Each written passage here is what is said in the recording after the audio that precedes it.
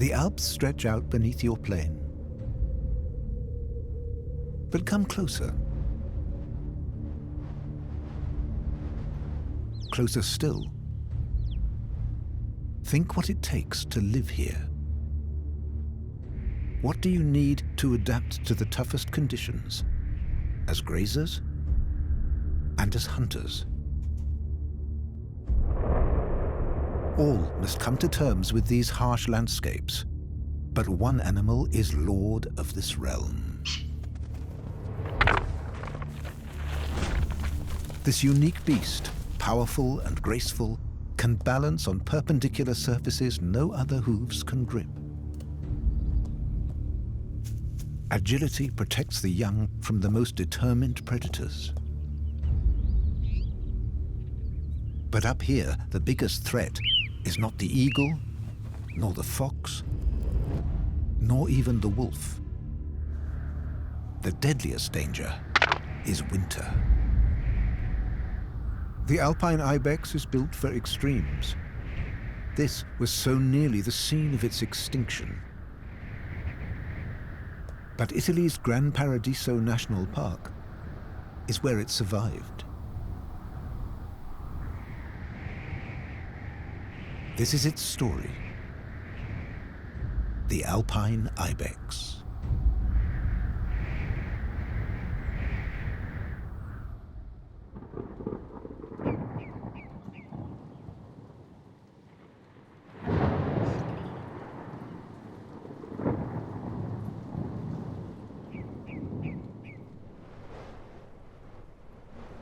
This high up in the Alps, winter never seems to end. But now, only a few hundred meters below in the forest, a squirrel can already enjoy the spring. Until this morning, so could this ibex. He was a dominant male in the prime of life. On this bed of springtime pasture, his life is ending. His times were full of danger, of ice, of fights and play and adventure, come to a sudden end. The body of this animal is paralyzed, yet his every cell carries the imprint of millions of years of evolution that made him the master of these mountains. Buck's story ends where it began 11 years ago, in the shadow of the 4,000-meter peak of the Gran Paradiso. That winter, his father vanquished all the other males, even the reigning clan leader. But one last male won't give up the fight.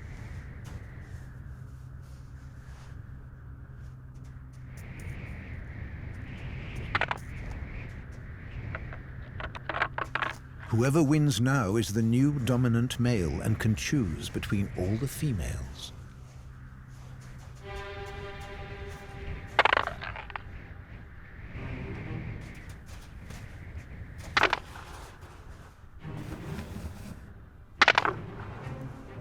This fight started at dawn. It drags them further and further down the mountain.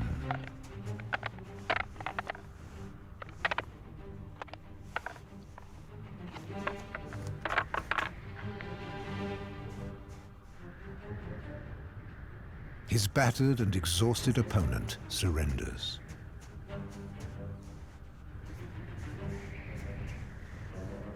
Now there's a new task. Climb back up to the cliff and to the females. He knows this route by heart, even in the snow. He knows which paths, cracks, and fissures will guide him upwards. As long as the females are waiting. 50 meters of snow-covered rock separates him from the does. If there were no snow, he'd already be at the top. But today is different. This could be risky. He consults his mental map. Instinct says, be careful. He comes back down and follows the scent another way.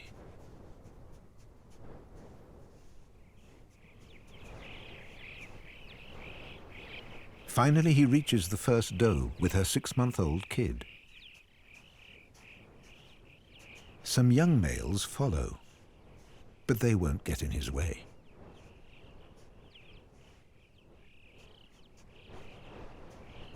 He's more concerned with the mating ritual.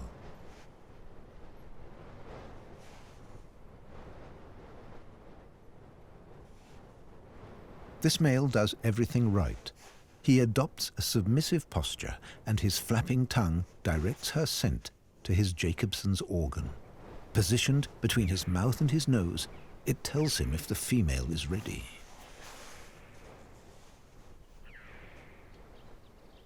She will ovulate only for a short time, so the male has to be patient and stubborn until the female is ready to receive him.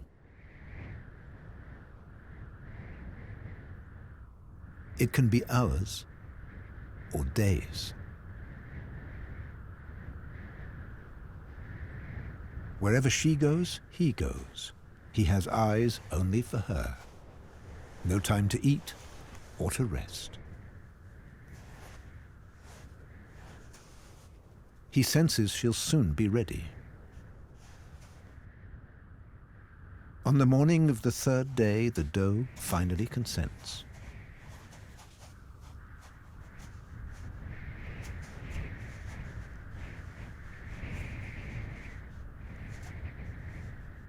After mating, they spend a few more hours together.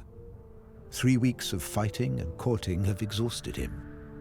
He's burned up his energy reserves to pass on his genes.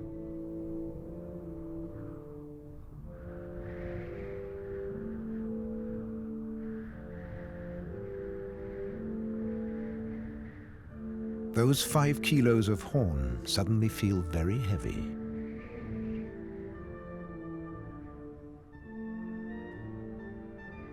The king is shattered right at the start of winter.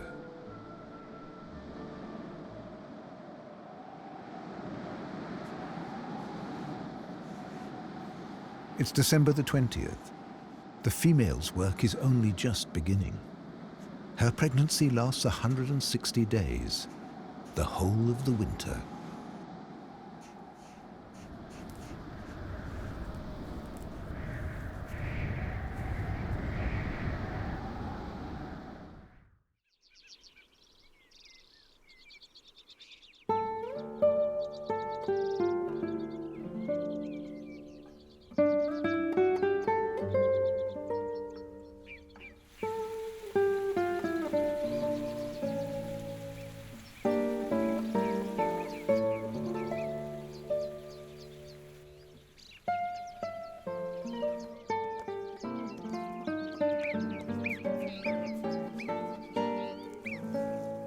Five and a half months have passed.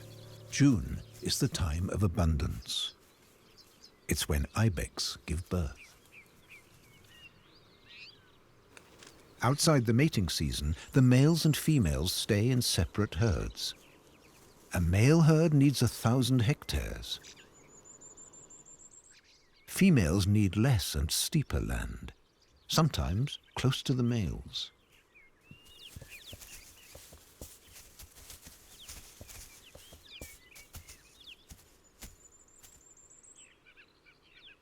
The doe has made it through the winter. The fox isn't the only reason she's uneasy. It's too hot, and she's at full term.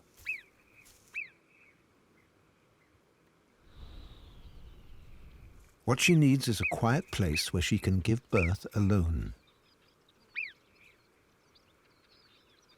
After she's satisfied her thirst for salt. Tiny heads peeking over the cliff edge show that most of the does have already given birth. But why so restless?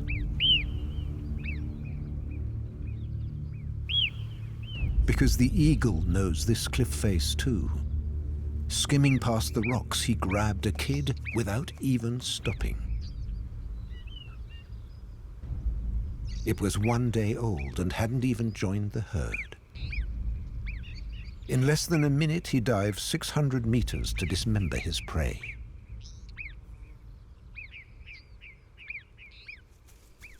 The attack was only 200 meters from the herd. It's unleashed a general panic.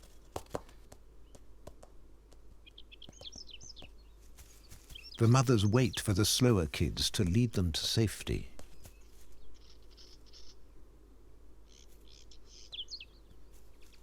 A 150 meters lower down, the pregnant doe tries to get comfortable.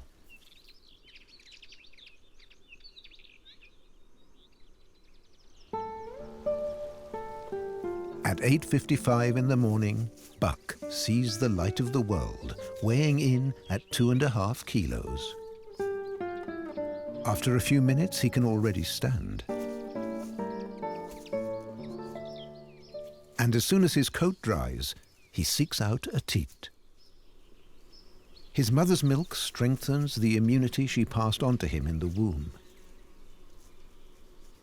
Right now, anything will disturb her, even an innocent alpine hare.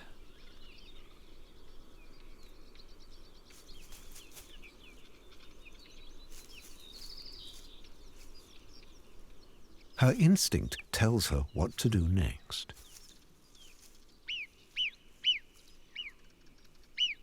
She eats the entire placenta. It'll fortify her and enrich her milk. For the fox, her kid would be the perfect prey. But not while the mother's close by.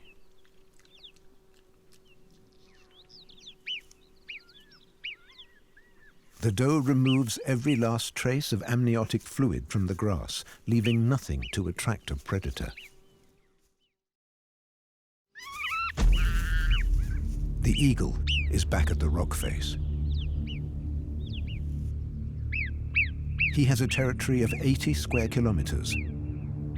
This is its epicenter.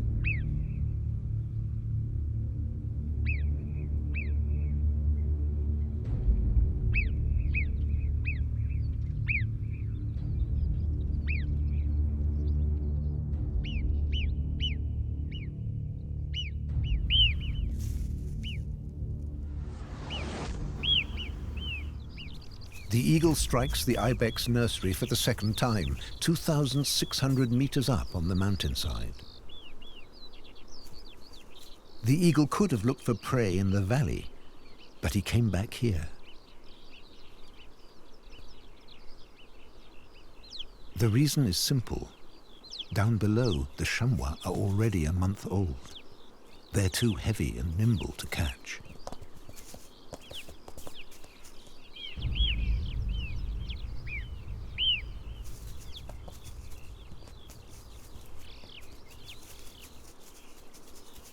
The 6-week-old chick doesn't care where the prey's from. It's always hungry. A golden eagle's nest is always set lower than its hunting domain, making it easier to bring in the prey. 3 kilos of booty swoop to the eyrie. Very soon, the young ibex will also be too big and too agile. Then, the chick will get used to a new diet of marmots. Most of the ibex kids will escape the eagle's talons. Just this morning, Buck could hardly stand. Now he's running and jumping.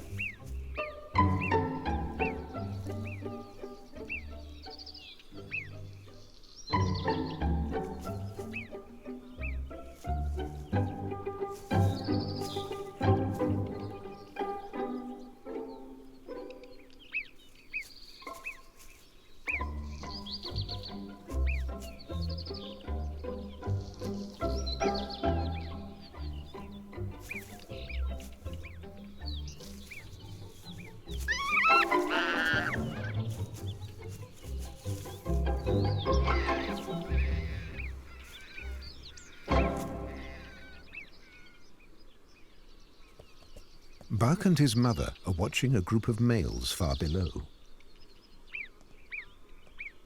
Defying the laws of gravity on a vertical rock face.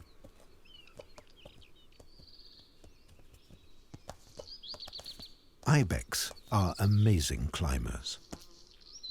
Their hooves work like pincers, gripping each tiny outcrop, splaying their toes to surround it. And there's another secret. Their soles have an elastic anti-slip covering that sticks to the rock. And the two rounded spurs at the back of the hoof can dig in like emergency brakes.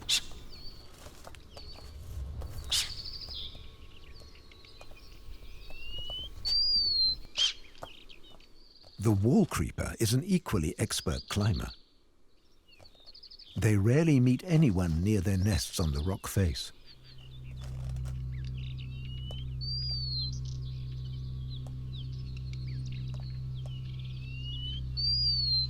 And this invasion won't stop the female wall creeper popping out to receive a present from the male.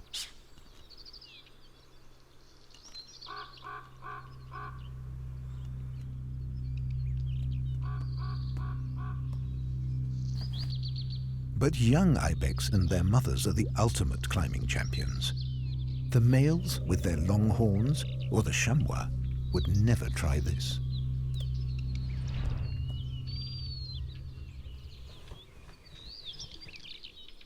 At 3 days old, Buck faces a challenge: climb a vertical rock face or fall into the void.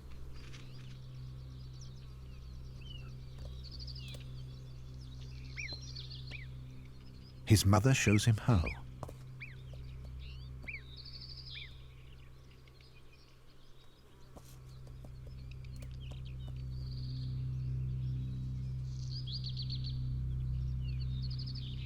Buck isn't so sure.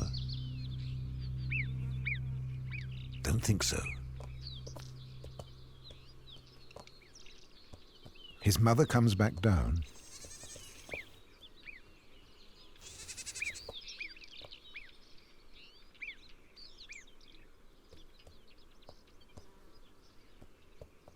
And she shows him the way again.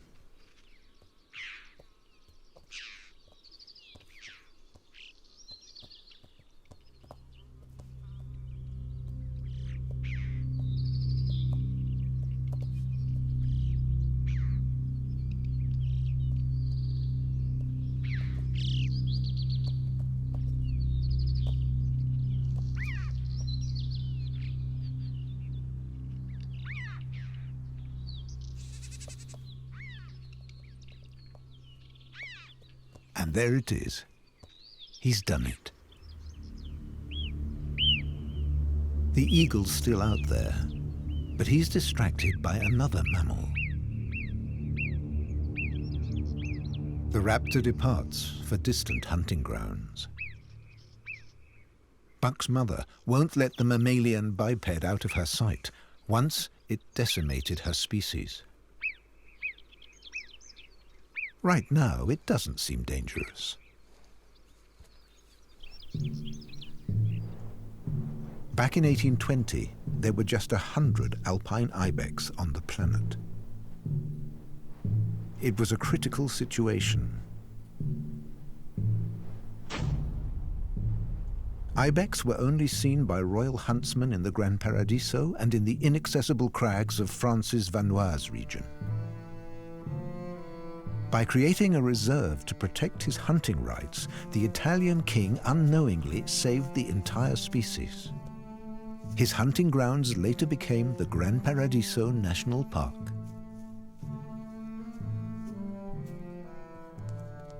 At the end of the 19th century, Switzerland wanted to reintroduce the ibex on their side of the border, but Italy refused to cooperate. Enter the smugglers.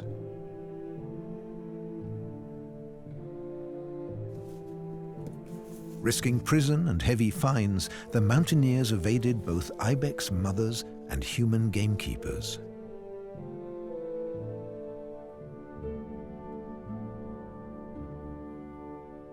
The illegal trade went on for decades. 200 ibex, just like Buck, were captured and sold in Switzerland. The hiker was only passing. Next day, Buck and his mother rejoin the nursery at the top of the cliff. And it's playtime.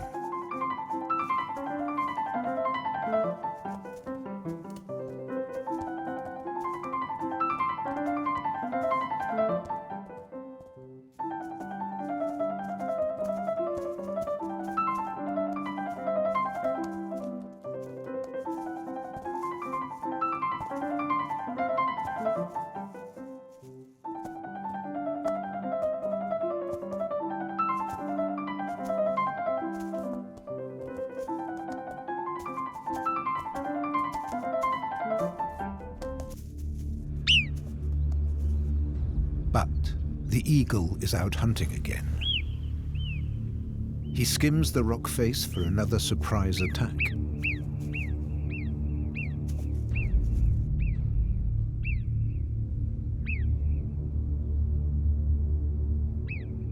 And yet, 9 times out of 10, his attacks fail. Luckily, there's no shortage of other prey in the valley. He'll succeed elsewhere.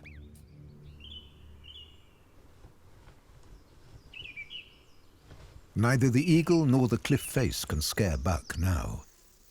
But there's still so much to learn.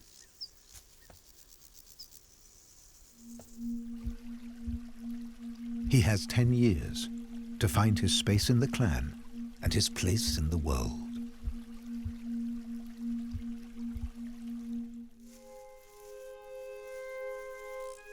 It's the end of October. The herd is relaxing at 2,500 meters.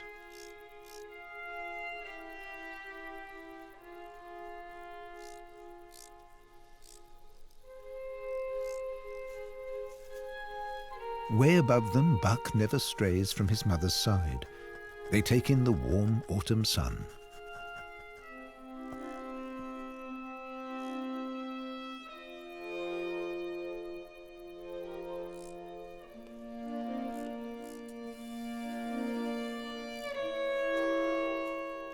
The sun's journey is briefer every day. Temperatures dip below freezing at night. The grass has turned yellow.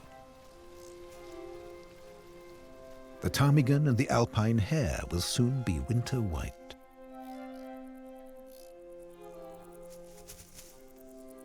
In the valley, the larches set the mountain ablaze. Winter is coming.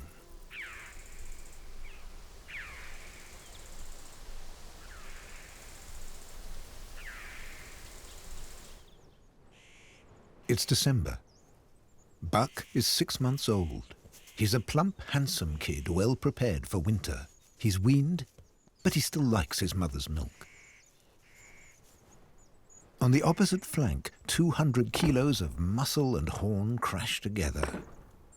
With the males at peak weight and strength, this won't be over quickly.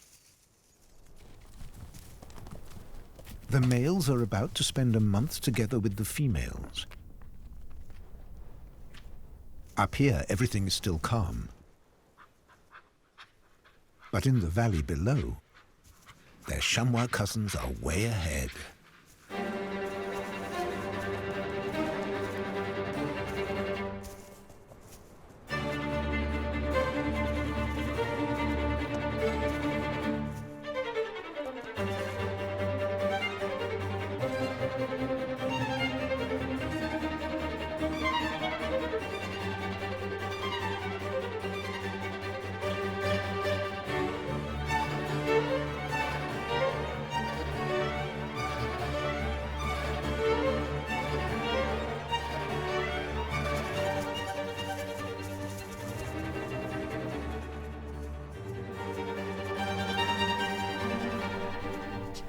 As the chamois mating season comes to an end, the ibex are just starting. On the opposite slope, the duel continues deep into the night.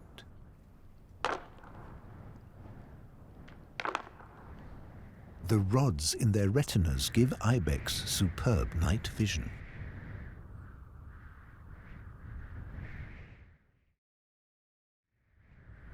The north wind gives way to the west wind. Some years the weather is so bad in December that mating ceases, as a big freeze gives way to a snowstorm. It's the season to draw in your horns, or at least to stop them growing till spring. Buck has double protection against the cold, new layers of down and of fur over his summer coat.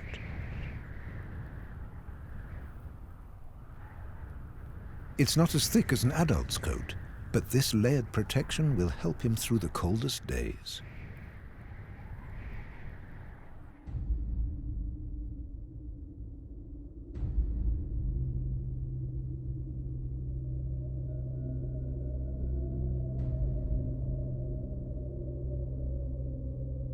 A meter of snow has fallen.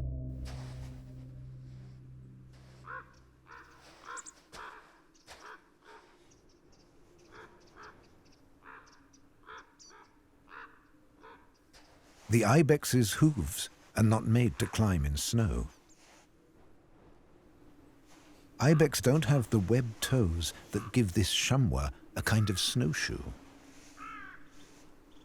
But with so much snow about, it's tough even for him. And the 30 kilos of fat on the back, neck and chest of a big male ibex get in the way. It's tempting to slide downhill rather than climb.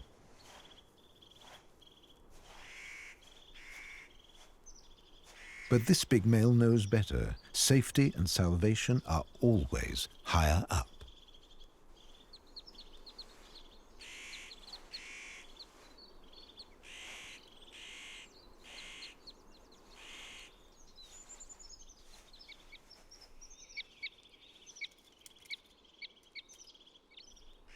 It's hard work even to reach the bottom of the great rock face, but there's no choice.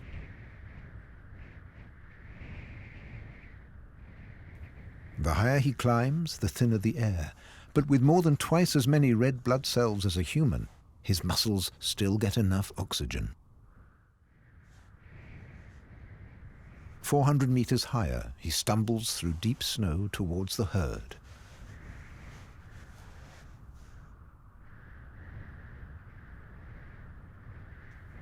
Buck and his mother are already up there.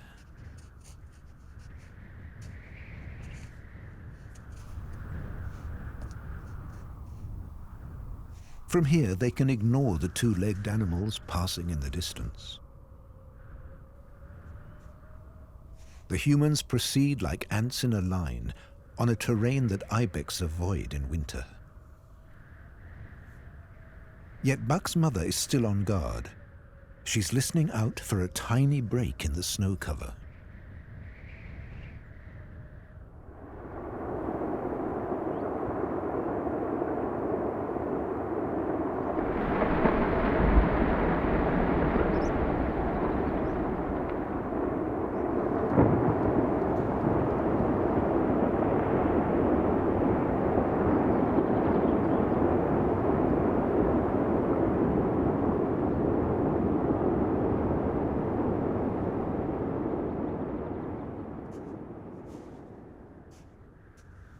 Buck follows his mother to the areas raked by the avalanche where grass has been uncovered.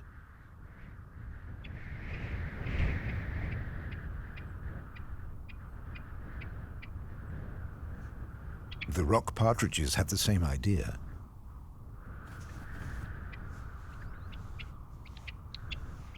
The north wind is back. Another storm is on the way.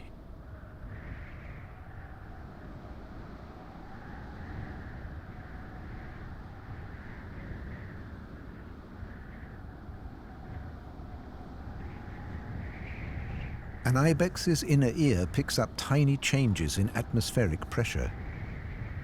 The herd knew that 100-kilometer squalls were coming. They took shelter from the strongest winds.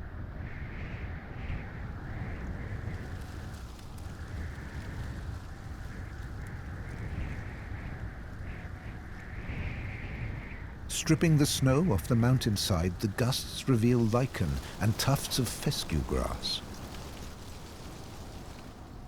They'll feed Buck and his mum for some time.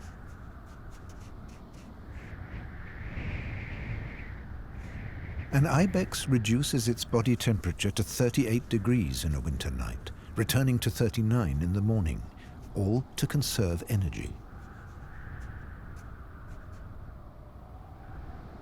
Their summer pulse rate of 100 beats a minute falls to just 45 in January. And whenever the sun reappears, the male's dark brown coats can trap every last drop of warmth.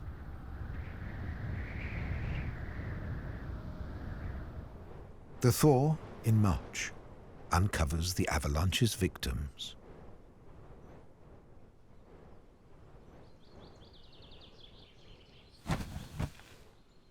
Only 6 of the 12 kids of Buck's generation have survived the winter.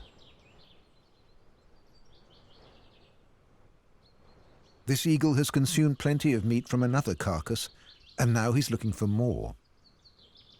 He will remember this kid, and he'll be back if he finds nothing better.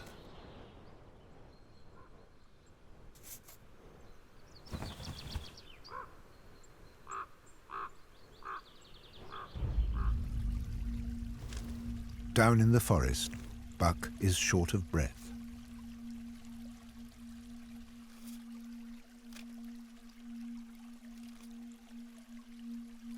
Until today, his was a life full of energy and exuberance. Buck is now 3 years old. He's the youngest member of his troop of males.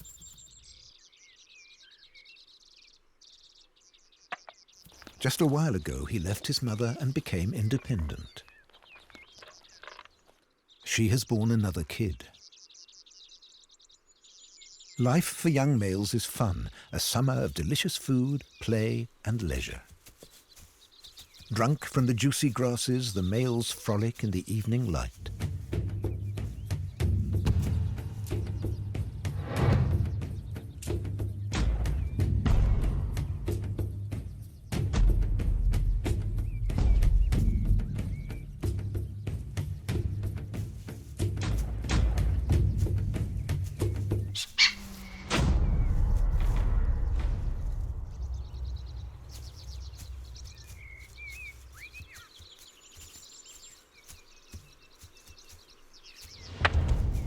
Elsewhere, young females are settling some old scores. This is serious.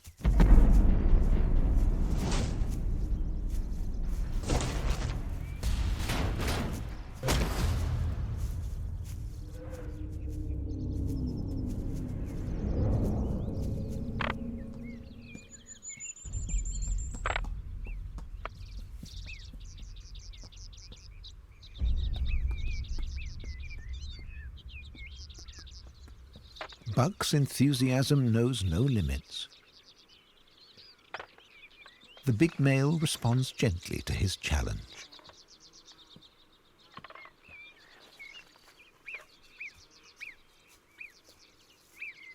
White wagtails have returned from their migration all the way south of the Sahara.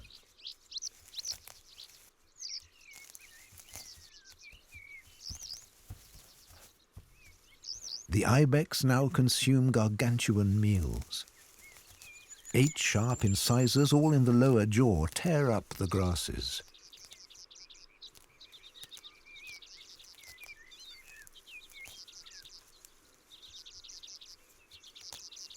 They're building up their fat reserves. And they're trampling and cutting the meadow grass for the little insect eaters.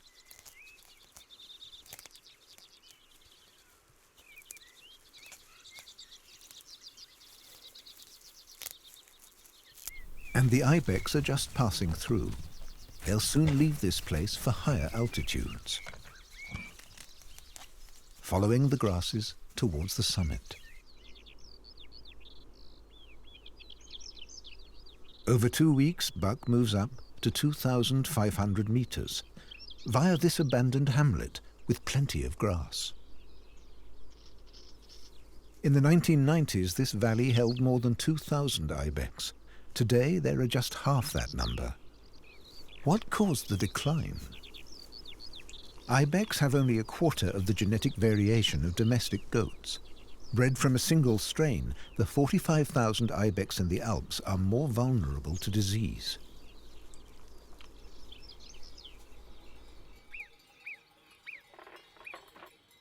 And that gets worse when wild animals and farm animals mix. Herds of goat climb the mountains in summer to escape the heat and to find fresh grass. They come into contact with ibex.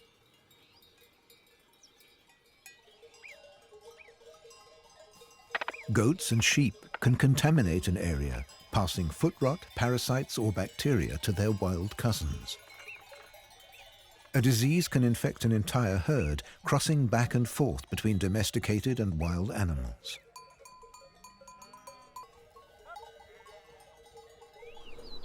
The ibex are also suffering from climate change.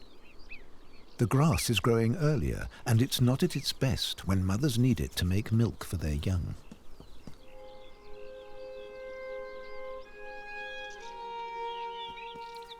At midday, Buck enjoys the rocks warmed by the sun and chews the cud with the other males.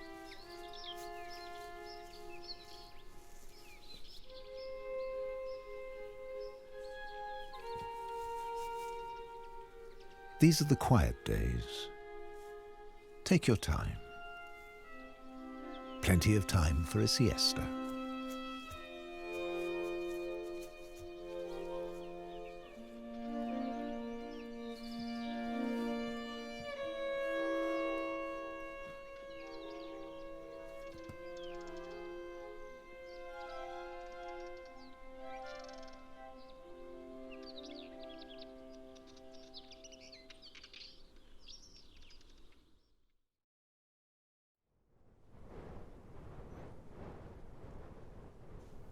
The ibex is an animal of legend.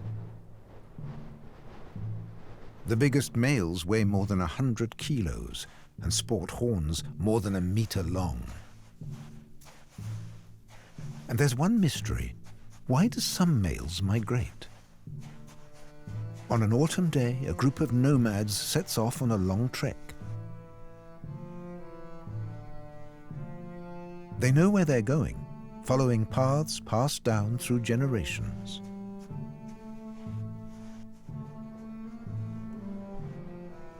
Some will cross the glacier to winter territories more than 20 kilometers away. Some fall by the wayside. They make this journey year after year, leaving the rest of their herd behind. Buck is 4 years old now. He doesn't leave the valley. His herd follows a strict calendar set by the growth of the grass.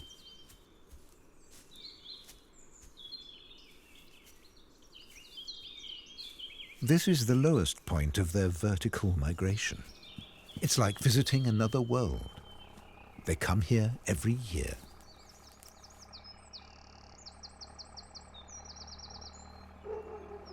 It's not enough to have plenty of grass. Like all ruminants, they need salt. They know where to find it. This is a treat, licking traces of salt off the roads. But there's one even greater delicacy: saltpeter on the walls. These places are in great demand.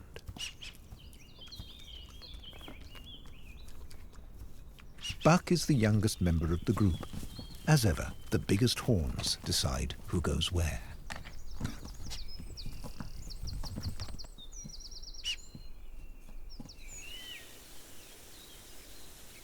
The following spring, Buck is 5. He's found a cool place at the foot of a waterfall. The thick coats that gave protection at -20 are an annoying burden in May. It's getting hotter and hotter. Any way to scratch the itch is welcome.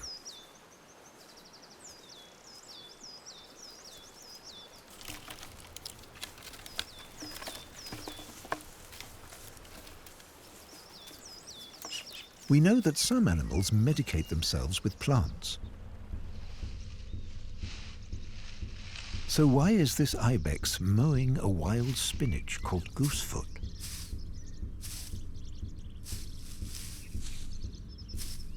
Cows would reject it, but cow herds wouldn't. Humans traditionally turned it into poultices for treating wounds and abscesses. The ibex uses it to relieve its itching chest.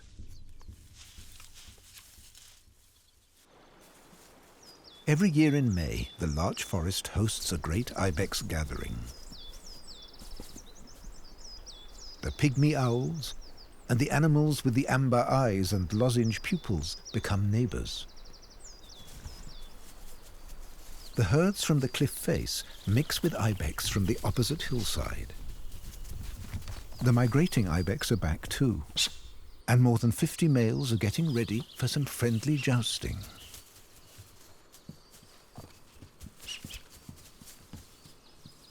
Buck has found a sparring partner amongst the juveniles. He tries to imitate the big males, but never quite manages to engage his horns with his opponent's skull. That's not the way to make it to head of the herd. The length of your horns counts. And so does the force of the impact.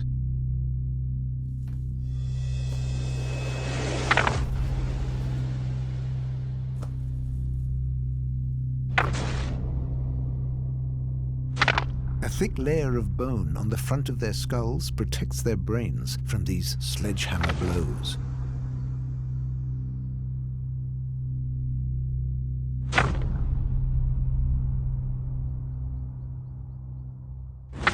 A new hierarchy is slowly emerging from these skirmishes. The real battles will come later, in December.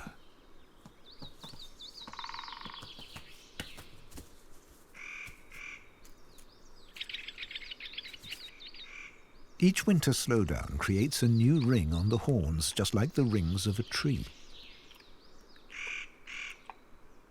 But the bulges on the front don't tell you the age of an ibex.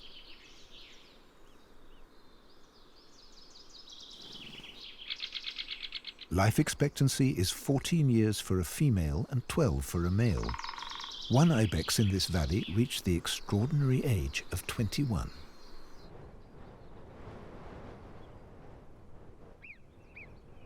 Buck is 8 years old. It's a long time since he was afraid of the eagle and the fox. But this is something new. Adult wolves have left their cubs behind to go hunting.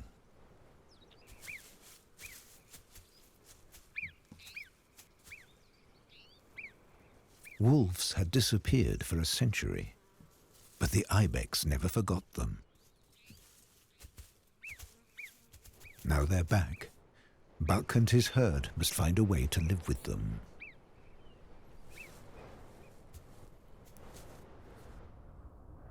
January. Wolves ambushed a young male ibex at the foot of the rock face. It happened yesterday at dusk.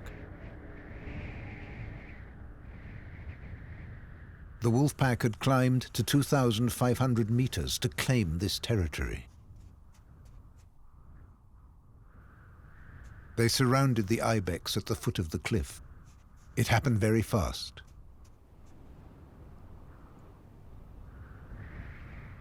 His stomach is full from the banquet.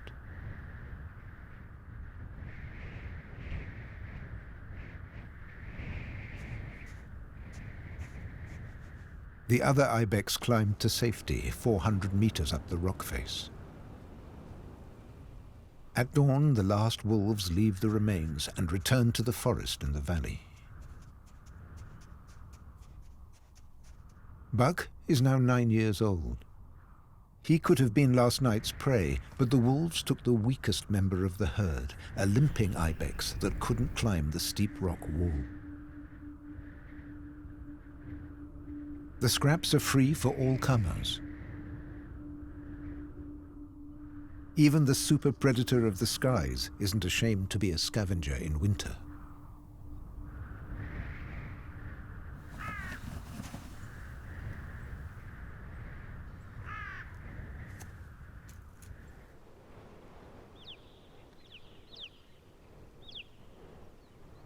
The next winter, Buck is 10 years old, ready to mount his challenge to be dominant male.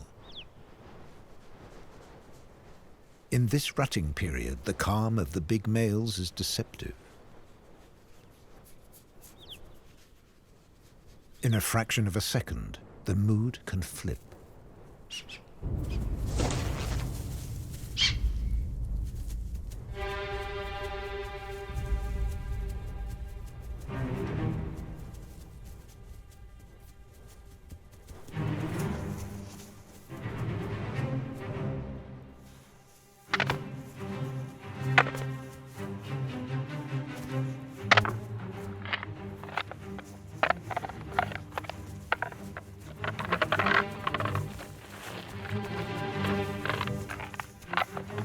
This is the decider.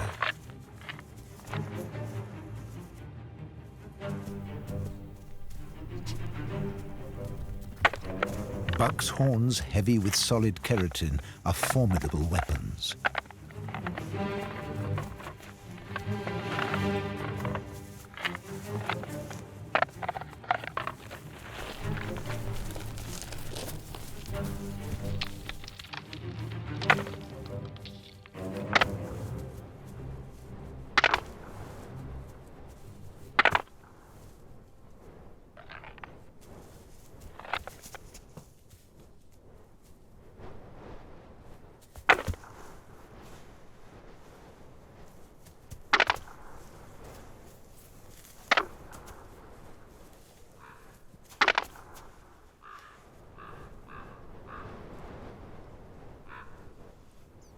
If he's to transmit his genes to the next generation, he must come out of this on top.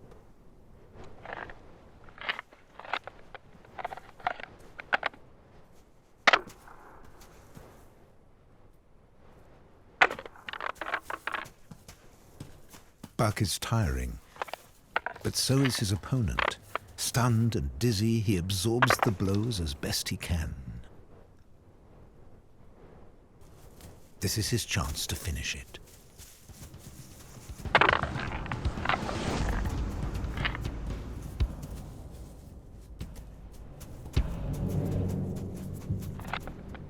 For this female, Buck is the chosen one. Now it's just a matter of patience and timeless ritual.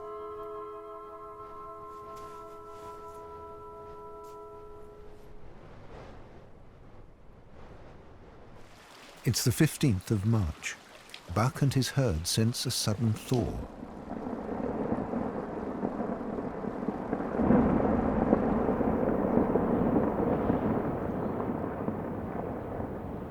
What brought them to this area of rock overhangs? Why haven't they moved for 48 hours? Asleep on their feet, but still on their guard. Has nature given them a sixth sense?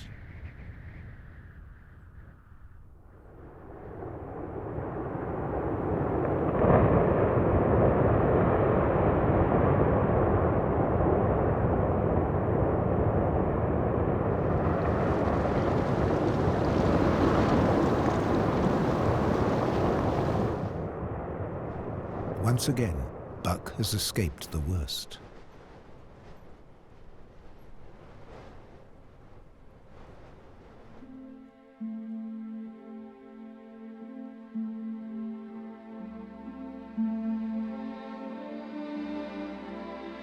But one day in April, a falling rock ended everything.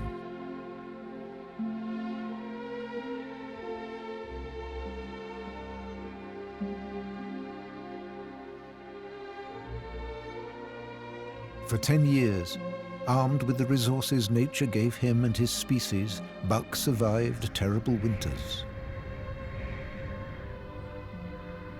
He learned to outwit predators and scale the steepest cliffs.